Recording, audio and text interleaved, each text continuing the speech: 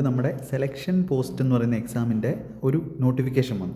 അപ്പോൾ അതിൽ നമ്മുടെ സ്കീം ഓഫ് എക്സാമിനേഷൻ ചേഞ്ച് വന്നിട്ടുണ്ട്. ഈ റീസണിങ്, GK, മാത്സ്, ഇംഗ്ലീഷ് ഇതിനെല്ലാം നേരത്തെ ഒരു മണിക്കൂറിൽ നമുക്ക് 25 അങ്ങനെ 100 ക്വസ്റ്റ്യൻ ഒരു മണിക്കൂറിലായിരുന്നു ചെയ്യേണ്ടത്. അങ്ങനെ സെക്ഷണൽ ടൈമിംഗ് ഒന്നുമില്ല. എന്നാൽ ഇപ്പോൾ ബാങ്ക് എക്സാമിലൊക്കെ ഉള്ളതുപോലെ GKക്കും റീസണിങ്ങിനും മാത്സിനും ഇംഗ്ലീഷിനും എല്ലാം സെക്ഷണൽ ടൈമിംഗ് വന്നേക്കുവാണ്. അതായത് 15 മിനിറ്റ്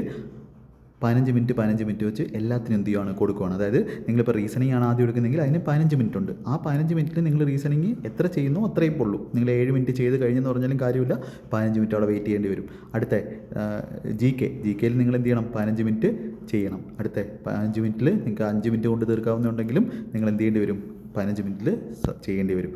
മാത്സ് ആകുമ്പോഴും നിങ്ങൾക്ക് അപ്പുറത്തുനിന്ന് ഇപ്പുറത്തുള്ള ടൈം എടുക്കാൻ പറ്റത്തില്ല.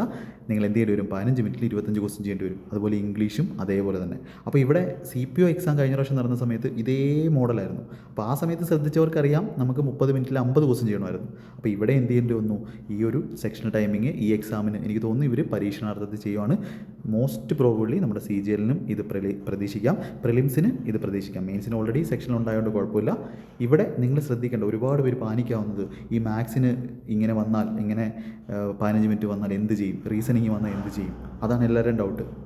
അപ്പോൾ ക്ലിയർ ആയിട്ട് ഞാൻ ഒരു കാര്യം പറയാം, നിങ്ങളുടെ പ്രിപ്പറേഷൻ ലെവലിനെ അളക്കുന്ന അല്ലെങ്കിൽ ബാക്കിയുള്ളവരുമായിട്ട് നിങ്ങൾക്ക് വ്യത്യസ്തരാകാൻ ഉള്ള ഒരു അവസരമായിട്ട് ഇതിനെ കാണണം. കാര്യം എന്ന് പറഞ്ഞാൽ നിങ്ങൾ നേരത്തെ ഉള്ള കട്ട് ഓഫ് ആയിരിക്കത്തില്ല. ഇപ്പോൾ 25 ക്വസ്റ്റ്യൻ 15 മിനിറ്റ് ചെയ്യണമെന്ന് പറഞ്ഞാൽ അത് നന്നായിട്ട് വർക്ക് ചെയ്തവർക്കേ പറ്റൂ. ചുമ്മാ വന്ന് ഒരു പ്രാക്ടീസും ഇല്ലാതെ ചെയ്യുന്നവർക്ക് ഒരിക്കലും നടക്കുന്ന കാര്യമല്ല. അപ്പോൾ അതിനെന്താ ചെയ്യേണ്ടത്, മാത്സ് പഠിക്കുവാണെങ്കിൽ അല്ലെങ്കിൽ റീസണിങ് പഠിക്കുവാണെങ്കിൽ, ബാക്കി രണ്ടും നമ്മൾ സബ്ജക്റ്റാണ് പഠിക്കുന്നത്, പക്ഷേ മാത്സ് റീസണിങ് നമ്മുടെ സ്പീഡാണ്. അതിനുവേണ്ടി പറയുന്ന കാര്യങ്ങൾ നിങ്ങൾ ഡെയിലി കാൽക്കുലേഷൻ എക്സസൈസ് എന്ന് ഒരാളാണെങ്കിൽ ബാക്കിയുള്ളവരുടെ കയ്യിൽ നിങ്ങൾക്ക് എന്ത് ചെയ്യാൻ പറ്റും, സമയം ലാഭിക്കാൻ പറ്റും. അതുപോലെ മാത്സിൻ്റെ ഈ മാഗ്നമിൻ്റെ ചാനലിലെ ക്ലാസ് മാത്രം നിങ്ങൾ ആ മാത്സ് സ്പെഷ്യൽ ബാച്ച് മാത്രം കംപ്ലീറ്റ് ആക്കിയാൽ മതി. ഒറ്റ കാര്യമുള്ളൂ, നിങ്ങൾ എപ്പോഴാണോ നിങ്ങളുടെ പ്രിപ്പറേഷൻ തുടങ്ങിയത്, ഇപ്പോൾ CGL 2026 വേണ്ടി പ്രിപ്പറേഷൻ തുടങ്ങുന്നത് ഇന്നോ 1 മാസം മുമ്പോ 2 മാസം മുന്നേ അല്ല, മിനിമം ഒരു 6 to 7 മാസം പ്രിപ്പയർ ചെയ്തവരായിരിക്കണം ഈ സെക്ഷണൽ ടൈമിങ്ങിനെ പറ്റി ഓർത്ത് പേടിക്കേണ്ടത്. അല്ലാത്തവരെന്താ ചെയ്യേണ്ടത്, ചെയ്യേണ്ടത് ഈ ഒരു പഠിത്തം എങ്ങനെയാണോ നിങ്ങൾ പഠിത്തം തുടങ്ങുന്നത് അത് കറക്റ്റ് ആക്കുക എന്നുള്ളതാണ്. അപ്പോൾ അതിനുവേണ്ടി ഈ ചാനലിൽ തന്നെ നിങ്ങൾക്ക് എന്ത് ചെയ്യാം, ഞാൻ എൻ്റെ ഡിസ്ക്രിപ്ഷനിൽ കൊടുത്തേക്കാം അല്ലെങ്കിൽ കമൻറ്റിൽ കൊടുത്തേക്കാം. കോഴ്സ് സെക്ഷനിൽ പോയിട്ട് ഇതിൻ്റെ മാത്സ് സ്പെഷ്യൽ ബാച്ച് മാത്രം നിങ്ങൾ പഠിച്ചാൽ മതി. പക്ഷേ അത് പഠിക്കാൻ സമയമെടുക്കും. CGL 26 വേണ്ടി കംപ്ലീറ്റ് ആക്കാൻ പറ്റുമെന്ന് എനിക്ക് പറഞ്ഞാൽ അറിയത്തില്ല. ഈ പേടി ആവുന്നത് ആർക്കാണ്, പഠിക്കാത്തവർക്കാണ്. അത് മനസ്സിലാക്കുക. വൃത്തിയായിട്ട് നിങ്ങൾ പഠിച്ചു കഴിഞ്ഞാൽ നിങ്ങൾക്ക് വളരെ ഈസിയായെന്ന് പറഞ്ഞാൽ ഫുൾ മാർക്ക് വാങ്ങാൻ ഞാൻ ഉറപ്പ് തരുന്നില്ല, പക്ഷേ ബാക്കിയുള്ളവരേക്കായി മാർക്ക് നിങ്ങൾക്ക് വാങ്ങാൻ പറ്റും.